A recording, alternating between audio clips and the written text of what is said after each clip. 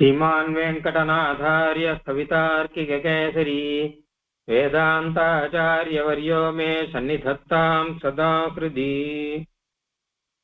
पद्मापते स्तुतिपदेन विपच्यमानम् पश्यन्त्विह प्रपदनप्रवणा महान्तः मद्वाक्यसंवलितमप्यजहत्स्वभावम् मान्यं यतीश्वरमहानससम्प्रदायम्। दीपस्त्वमेव जगतां दयिता रुचिस्ते दीर्घं तमः प्रतिनिवर्त्यमिदं युवाभ्यां स्तव्यं स्तव प्रियमतः शरणोक्तिवश्यं स्तोतुं भवन्तमभिलष्यति जन्तुरेषः।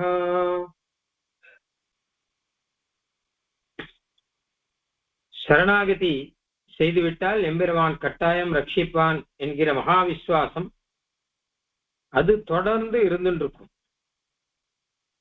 அந்த மகாவிஸ்வாசத்தின் அடிப்படையிலே நாம் நிம்மதியாக இருக்கலாம், நிர்பரனாக இருக்கலாம் என்று சொன்ன ரீதியிலே பொறுப்பை ஒப்படைச்சாச்சு.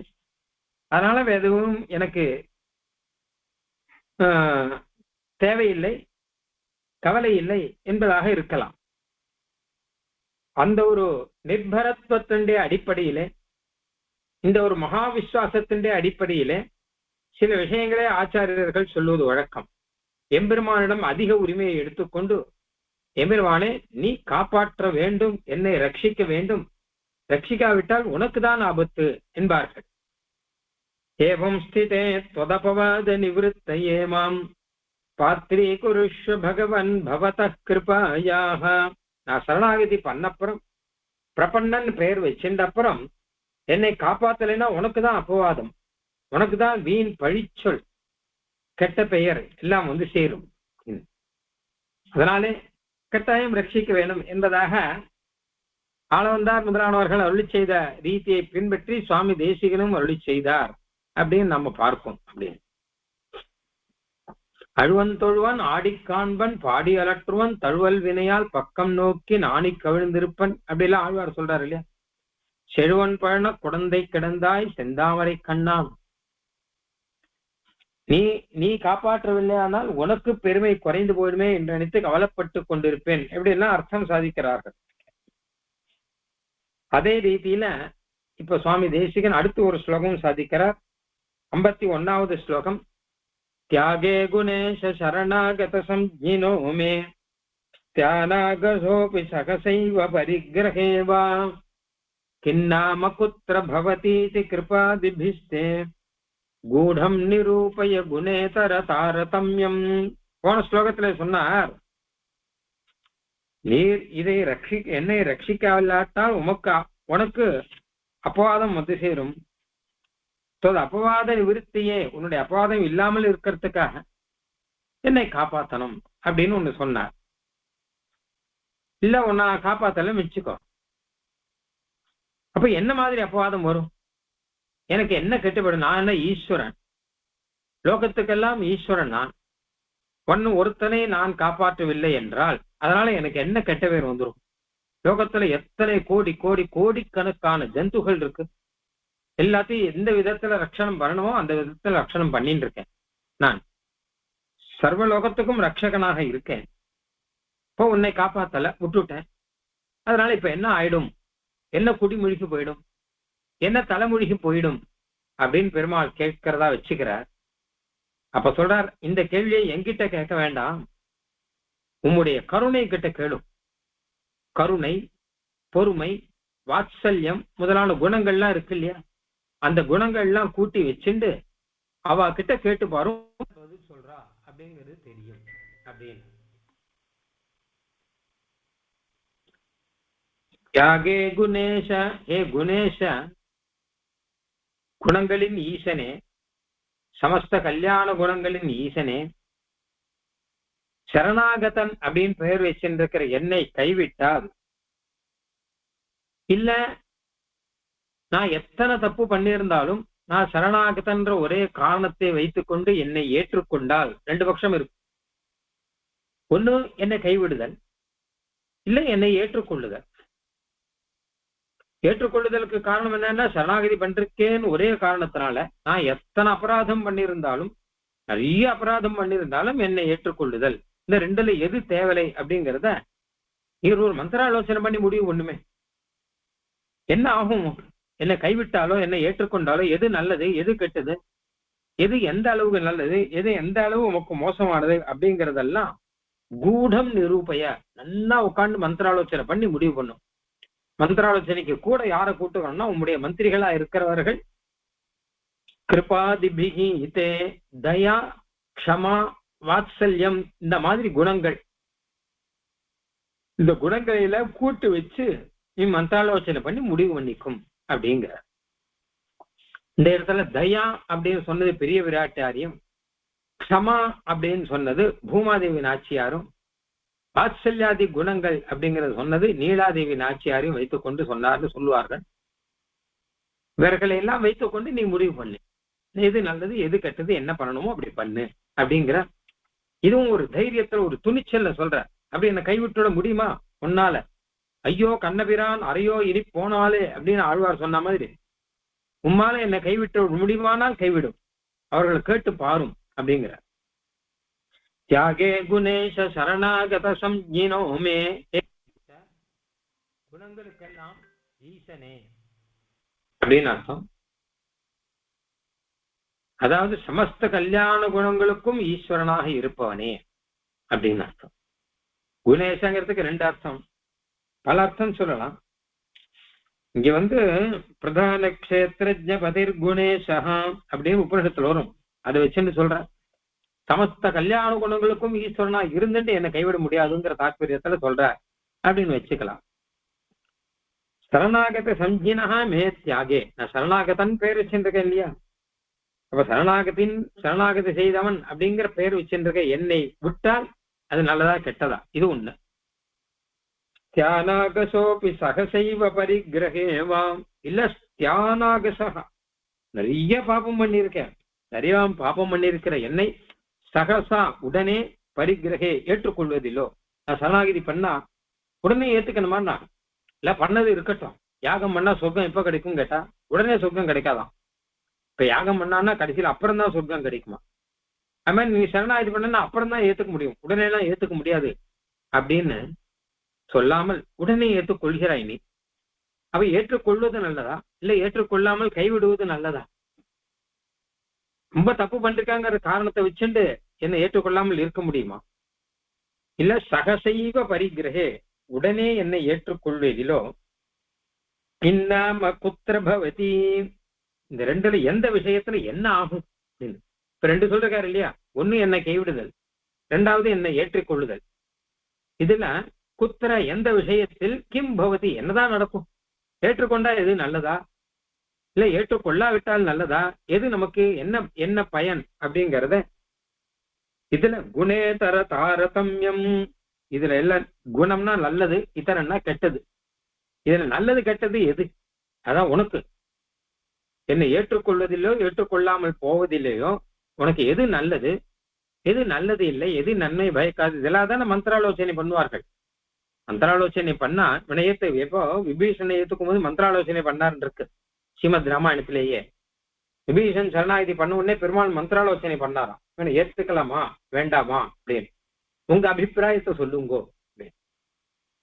அப்புறம் கடைசியில அவ சொன்னது பெருமாள் ஒத்துக்கல.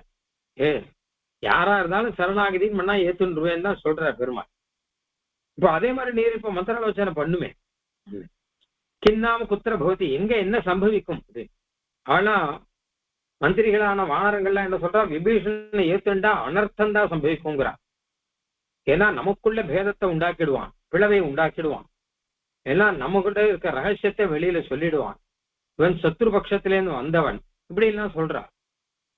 அந்த மாதிரி நீர் கேட்டு பாருமே, என்னை ஏற்றுக்கொண்டால் அதுல என்ன கெடுதல், ஏற்றுக்கொள்ளாவிட்டால் அதுல என்ன நல்லது, இல்ல மாத்தி எதுல எது நல்லது எது கெட்டதுங்கிறது கேட்டுப்பான். கிண்ணாம குத்திர பவதீதி குணேதர தாரதமியம், நல்லது கெட்டதை இதனுடைய தாரதமியம் தான் ஏற்றத்தாழ்வு. எது நல்லது எது கெட்டது, எந்த அளவு நல்லது, நல்லது அதிகமா கெட்டது அதிகமா, எல்லாத்தையும் கிருபாதிபிகி கருணை முதலானதையும் கூட கூடம் நிரூபய ரகசியத்திலே கருணை முதலானவர்களை கூட்டிக் கொண்டு நீ நிரூபண ஆலோசனம் பண்ணிப்பார் அப்படிங்கிறது. அப்போ உதாரணமாக கருணையை கிட்ட கேட்டான்னு வச்சுக்கோங்க, அவர் என்ன சொல்றார், கட்டாயம் ஏத்துக்கணும் அப்படின்னு தான் சொல்லுவார். ஏன் அப்படின்னா, இல்லாட்டா உமக்கு கருணைன்னு ஒண்ணு இருந்து என்ன பிரயோஜனம்? தப்பு பண்ணவன் கிட்ட மன்னிப்பு காமிக்கும் போதுதான் கருணைங்கிறது வருது. நான் தப்பே பண்ணாதவன் யார் இருக்கானோ அவனை தான் நான் ஏற்றுப்பேன் அப்படின்னா, அப்ப ஸ்ரீமத் ராமாயணத்துல சொல்ற மாதிரி நகஷ்டின் அபராத்தியதி அப்படின்னு, பாபானாம் வா சுபானாம் வா வதார்கானாம் பிளவங்கமா காரியம் கருணம் ஆரியன நகஷ்டின் அபராத்தியதி. அபராதம் பண்ணாதவன் ஒருத்தங்கிட்டதான் நான் கருணை காமிப்பேன் அப்படின்னா, அப்படி ஒருத்தன் கிடைக்கவே மாட்டாங்கிற ராமாயணத்துல சீதா பிராட்டி சொல்ற ஸ்லோகம். அப்படி ஒருத்தன் கிடைக்கவே மாட்டானே. நான் அபராதம் பண்ணாதவனே யாருமே கிடையாது, எல்லாருமே அபராதம் பண்றவாள் தானே. அபராதம் பண்றவாள் கிட்ட கருணை காமிப்பேன்னு சொன்னாதான் அந்த கருணைங்கிற குணத்துக்கே ஒரு அர்த்தம் இருக்கும். அபராதம் பண்ணாதவாள் கிட்ட நீ என்ன கருணை காமிக்கிறது? கருணை காமிக்க வேண்டிய அவசியமே இல்லையே, அவன் அபராதமே பண்ணலையே, பிரச்சனையே இல்லையே. அதனால உமக்கு கருணா அப்படிங்கிற பெயர் வேணுமா, நீ கருணாவான்கிற பெயர் வேணுமானால் அப்ப ஏற்றுக்கொள்ள வேணும் அப்படின்னு சொல்லுவார். இல்ல பொறுமைக்கு வடிவமா இருக்கக்கூடிய பூமாதேவி நாச்சியார் அவரை கேட்டு பாரு, அவர் என்ன சொல்வார் அப்படின்னா, கருணை எல்லாம் ஒருத்தன் அபராதம் பண்ணிட்டான்னா அந்த அபராதத்தை, ஐயோ அவன் அபராதம் பண்ணிட்டான் இருந்தா கூட நான் கருணை காமிக்கிறேன்னா அப்படி இருக்கக்கூடாது, அது அபராதமாவே நினைக்க கூடாது, பொறுத்துக்கணும். ஏன்னா அவன் என்கிட்ட அபராதம் பண்ணிட்டாளே அப்படின்னா, உங்ககிட்ட அபராதம் பண்ணல, நீர் பொறுத்துக்கணும். குழந்தை எந்த தப்பு பண்ணித்தர அம்மா பொறுத்துக்கிறா இல்லையா, குழந்தை வயிற்றுல உதைத்தால் அம்மா பொறுத்துக்கிறா இல்லையா, அந்த மாதிரி உனக்கு பொறுமைங்கிறது வேணும். பொறுமையை தாண்டிதான கருணை. அபராதத்தை அபராதம் ஒத்துண்டு கருணை, அபராதமே இல்ல அது அப்படின்னு சொல்றது பொறுமையாச்சு. அதனால இது அபராதமே இல்ல, நம்ம குழந்தை நம்ம கிட்ட ஏதோ தப்பி தவறி ஏதோ 1-2 தப்பு பண்ணியிருக்கான்னா இதெல்லாம் தப்பே கிடையாது. வேற யாராவது ஏதோ பண்ணாதானே தப்பு, இவன் நம்ம பையன் தானே, இவன் பண்ணா தப்பு கிடையாதுன்னு சொல்றவர் பொறுமை. இந்த மாதிரி குணங்களை எல்லாம் கூட்டு வச்சுன்னு பார்த்தோம்னா அப்ப தெரியும் ஏற்றுக்கணுமா வேண்டாமா அப்படிங்கிறது. உம்மால் எம்மை கைவிட முடியாது அப்படிங்கிற அர்த்தத்துல இந்த ஸ்லோகம். ஏன்னா கருணையும் பொறுமையும் இருக்கும் வரை. நீலாதேவி நாச்சியார் தான் வாத்சல்யம். அவர் என்ன சொல்றார் அப்படின்னு கேட்டார்னா, அந்த அவன் தப்பு பண்ணானா இல்லையான்னு ஏன் பார்த்துட்டு இருக்கிற, அதை பார்க்கவே கூடாதுங்கிற. சரணாகதி பண்ணான்னா அவனுக்கு உடனே அனுகிரகம் உண்டுதானே தவிர, அவன் தப்பு பண்ணானா பண்ணலையா அதை தப்பா எடுத்துக்கணுமா இல்ல சரியா எடுத்துக்கணுமா எதுவுமே பார்க்க கூடாது. சரணாகதி பண்றவன் அப்படிங்கிறதோட சரி, வேற எதுவுமே பார்க்க கூடாது அப்படிங்கிற. அவன் அபராதம் தான் பண்ணியிருக்கான்னு ஒத்துண்டு கருணை காமிக்கணும் அப்படிங்கிறது ஸ்ரீதேவி நாச்சியார் பட்சம். அவன் பண்ணியிருக்கான் ஏதோ, ஆனா அது அபராதம் இல்லை, அது என்னை பொறுத்தவரை அது அபராதம் இல்லை அப்படின்னு அம்மாவனுடைய ஸ்தானத்துல இருக்கணும். குழந்தைய பண்ணது தப்பே இல்லைன்னு சொல்லணும். இது பூதேவி நாச்சியார் பட்சம். நீலாதேவி நாச்சியார் பட்சம் என்னன்னா, அவன் குழந்தைங்கிறது மட்டும்தான் பார்க்கணும் தவிர அவன் என்ன பண்ணா எது பண்ணான்னே பார்க்க கூடாது. அவன் நம்ம குழந்தை அப்படின்னு சொல்லி அவ்வளவுதான் பார்க்கணும் அப்படிங்கிறது நீலாதேவி நாச்சியார் பட்சம்.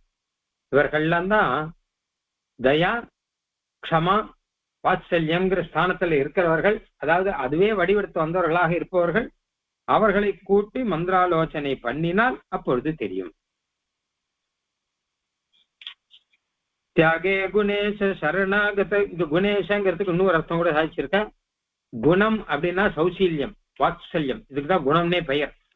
மற்றதுக்கெல்லாம் குணம்னே பெயர் கிடையாது. ஏன்னா மற்ற குணங்களை குணமாக்குவதே இதுதான். அதனால அப்படிப்பட்ட சௌசீல்யாதி கல்யாண குணங்களுக்கு ஈஸ்வரனே அப்படின்னு அர்த்தம். ஆக இந்த போன ஸ்லோகத்துல சொன்னதான், உன் பெருமை குறையாத இருக்கணும்னா அப்படின்னு சொன்னார் போன ஸ்லோகத்துல. அந்த மாதிரி உன்னுடைய கருணை பொறுமை இந்த குணங்கள்லாம் குணம் ஆகணும்னா, நீர் குணேசன் ஆகணும்னா என்ன ஏத்துக்கணுங்கிற ஒரு அர்த்தம் இதுல கிடைக்கிறது. அடுத்த ஸ்லோகம், சுவாமி தயா ஜலநிதி மதுரஹ க்ஷமாவான் ஷீலாதிக ஸ்ருதிவச ஸ்ருதவச சுச்சிரத்யுதாரஹ ஏதானி காத்தும் அனகோ நகிலார்ஹசி த்வம் விக்யாதிமந்தி பிருதானி மயா சகைவ. எம்பெருமானே, உம்முடைய மொத்த குணங்களும் நிக்கணும்னா என்னை ஏத்துண்டாதான் நிற்கும், இல்லாட்டா உமக்கு குணங்களே நிக்காதுன்னுட்டார். சில குணங்களை உதாரணமா சொல்ற. சுவாமித்வம், சுவாமிங்கிற பெயர். இரண்டாவது தயா ஜலநிதி, கருணை கடல். மூணாவது மதுரஹா, இனிமையானவன். நாலாவது க்ஷமாவான், பொறுமையுடையவன். ஐந்தாவது ஷீலாதிகா சௌசீல்யமுடையவன், ஆறாவது ஸ்திரிதவசகா ஆசிரியர்களுக்கு வசப்பட்டவன், ஏழாவது சுச்சிஹி சுத்தமானவன், எட்டாவது அத்யுதாரகா மிகவும் வள்ளல் தன்மை கொண்டவன். இதெல்லாம் எம்பெருமானுடைய குணங்கள். இந்த குணங்கள்லாம் உற்றுணர்ந்து முடிவு பண்ணிருக்கீரா? இந்த குணங்கள்லாம் இருக்கணும்னா என்னை ஏத்துக்கணும், இல்ல என்னை கை விட்டுட்டாருன்னா அதோட இந்த குணங்கள் மொத்தமும் விட்டு போயிடும். ஏன்னா உங்களுக்கு கெட்ட பேர் தான் வந்து சேரும். ஏதா நிகாத்து மனகோ நகிலாரு ஹசித்வம், இந்த குணங்களை நீர் விடக்கூடாது இல்லையா? அப்ப விடாம இருக்கணும்னா என்ன பண்ணணும் கேட்டான்னா என்னை ஏத்துக்கணும். விக்யாதி மந்தி பிருதானி மயா சகைவ, என்ன வச்சிருந்தாதான் இந்த குணங்கள்லாம் நல்லா பிரசித்தமா இருக்கும். உனக்கு உங்களுடைய கருணையும் இது எல்லாமே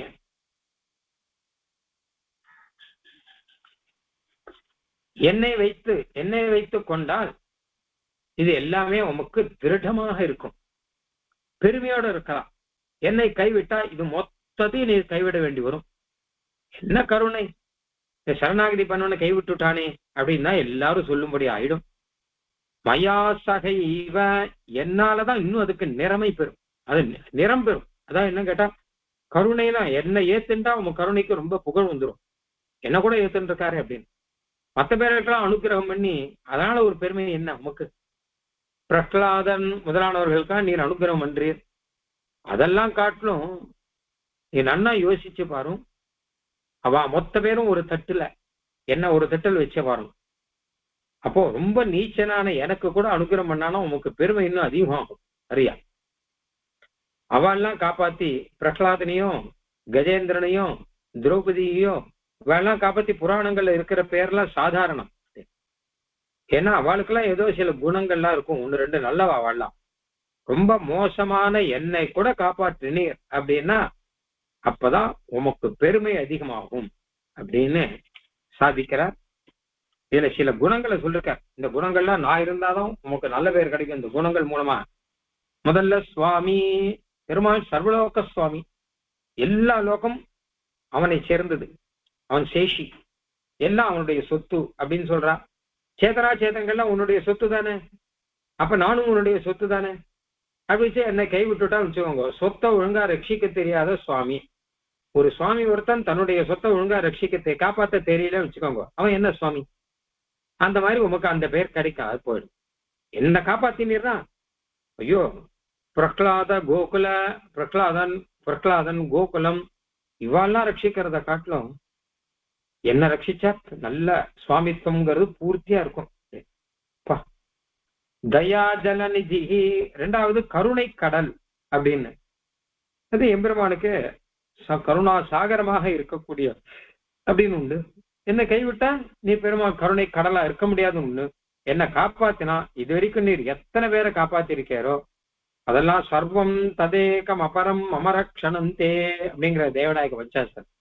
இது வரைக்கும் நீர் யார் யாரை காப்பாத்திருக்கிறோ எல்லாத்தையும் ஒரு தட்டுல வையும், இன்னொரு தட்டுல என்ன காப்பாத்துறது வையும். என்ன காப்பாத்தினாதான் உனக்கு பெருமை அதிகம். ஏன்னா ஒண்ணுமே இல்லாத என்னை காப்பாத்தினீர் அப்படிங்கிற பெயர் கிடைக்கும். மூணாவது மதுரஹா, மதுரானா இனிமையானவன் அப்படின்னு அர்த்தம். மனத்துக்கு இனியான் அப்படின்னு ராமனை சொல்ற மாதிரி மிக மிகவும் இனிமையானவன் நம்ம மனத்துக்கும் அப்படிங்கிற அர்த்தமானது கிடைக்கும். அப்போ உம்முடைய மாதுரியம் இனிமையானவன் அப்படிங்கிறது கூட என்னை காப்பாத்தினால்தான் நீர் எல்லாருக்கும் இனிமையாக இருக்க முடியும். நான் ராமனுக்கு மனத்துக்கு நீயான் பெயர் வரத்துக்கு காரணம் என்ன அப்படின்னு கேட்டா எல்லாரையும் ரட்சணம் பண்ணியிருக்கார், அசுரர்களை கூட ரட்சணம் பண்ணிருக்கார், வானரங்களை எல்லாம் ரட்சணம் பண்ணிருக்கார், காக்காசுரன் முதலானவான ரட்சணம் பண்ணிருக்கார். அதனால யோகிகளுக்கெல்லாம் கல்யாண குணத்தினாலே மனத்துக்கு இனிவரா இருக்கார். அந்த மாதிரி தானே என்னை கைவிட்டுட்டார்னா அப்புறம் நிறைய பேர் மனத்துக்கு நீ இனிவரா இருக்க முடியாது. ஆண்டாளுடைய திருப்பாவையில கிருஷ்ணனுக்கு கூட மனத்துக்கு நீயான் பெயர் கிடையாது, ராமனுக்கு மனத்துக்கு நீயான் அப்படின்னு பெயர் இருக்கு இல்லையா? அந்த மாதிரி உம்முடைய ரட்சண வைபவம் இருக்க வேண்டாமா? ஏன்னு கேட்டா கிருஷ்ணன் இவர்களை படாதுபாடு படுத்துறான். ஆனா ராமன் சீதா பிராட்டிக்காக அவன் படாதுபாடு பட்டான். ஒரு பெண்ணுக்காக தான் படாதுபாடு பட்ட ராமனா இல்ல பல பெண்களை தான் படாதுபாடு படுத்தி வைக்கிற கண்ணனான்னு யோசிச்சு பார்த்து ராவனுக்கு மனத்துக்கு நீயான்னு பட்டம் வச்சிருக்கா அவ.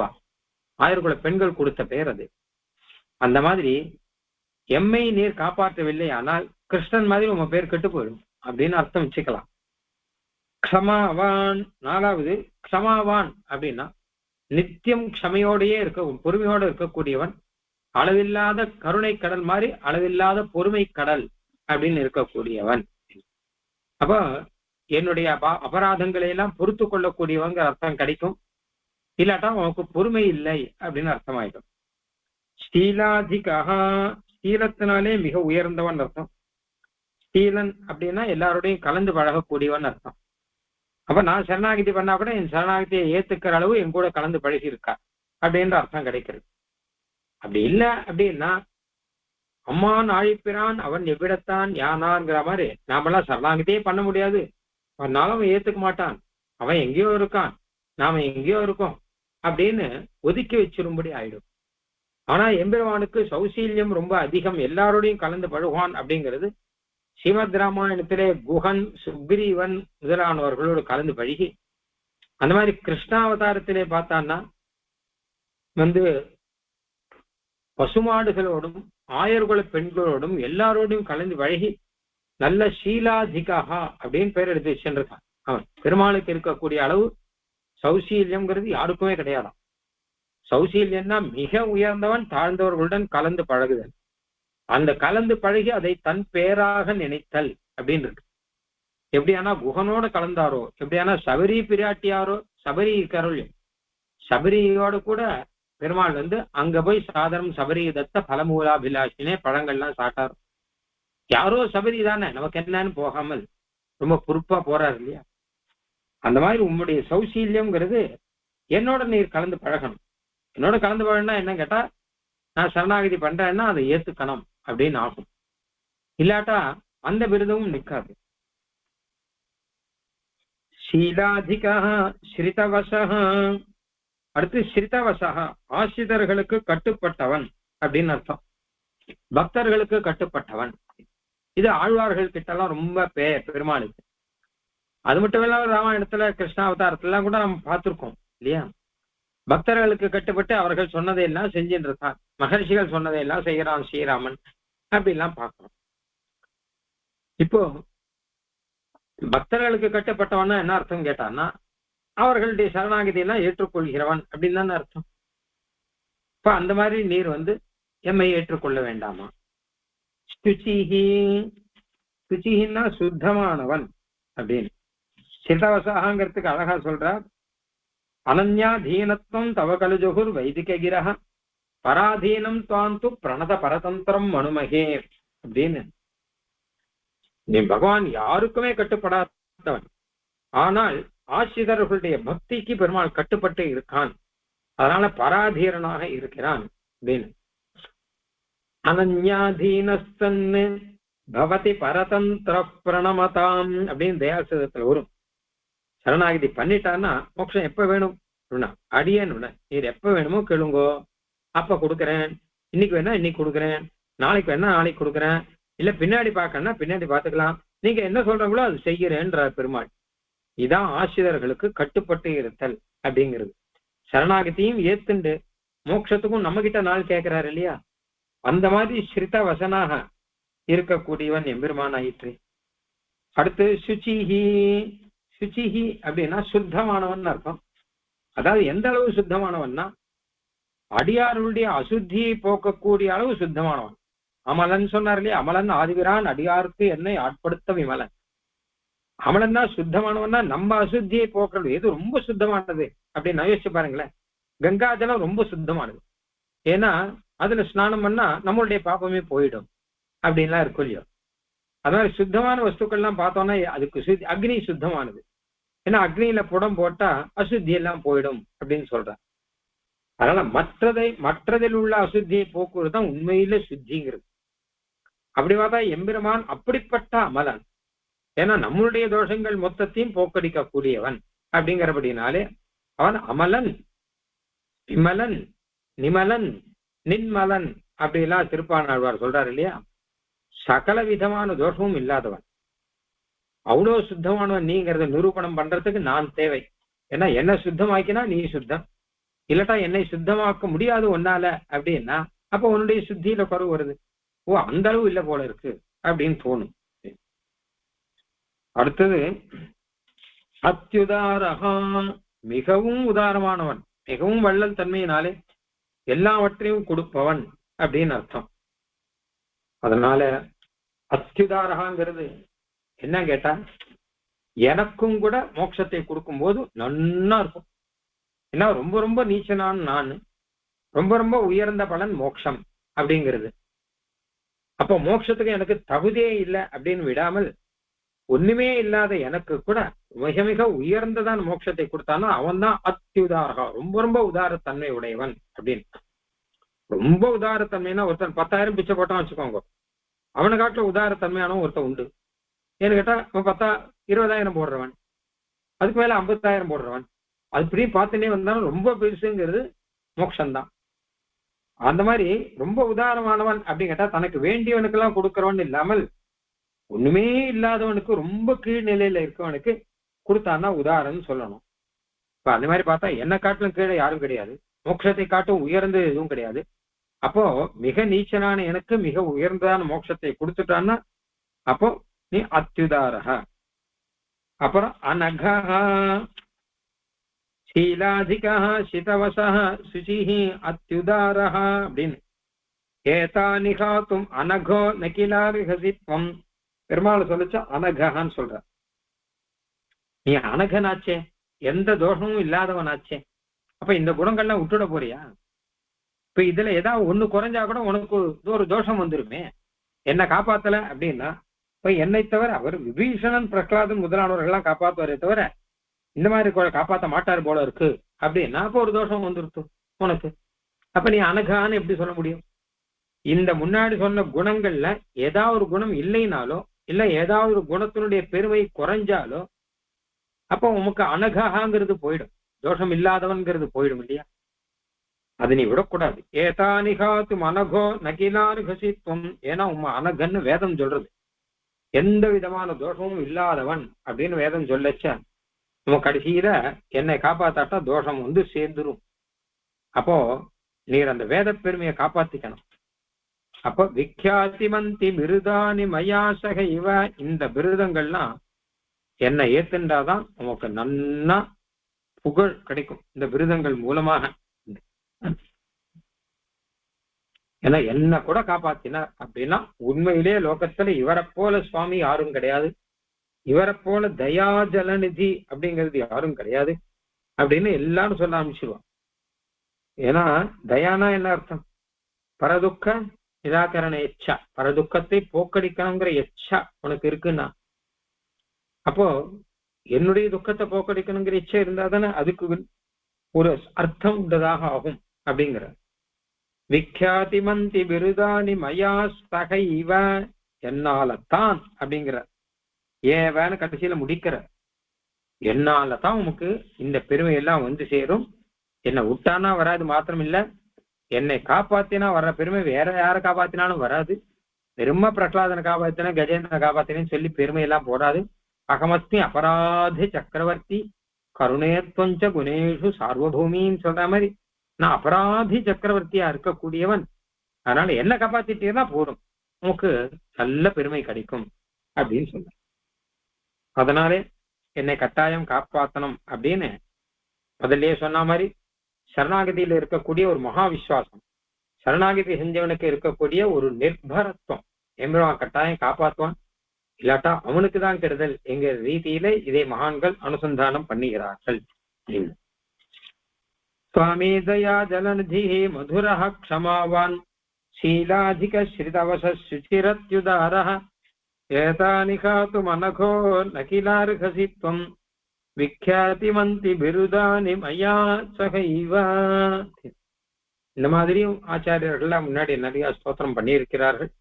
அந்த ரீதியில இந்த ஸ்தோத்திரம் வருகிறது. இதோட நிறுத்தல, இன்னும் கூட சில விஷயம் சாதிக்கிறார், அதெல்லாம் அடுத்த காலக்ஷேபத்துல பார்க்கலாம். கவிதார்க்கிக சிம்ஹாய கல்யாண குணசாலினே ஸ்ரீமதே வெங்கடேஷாய வேதாந்த குரவே நமஹ.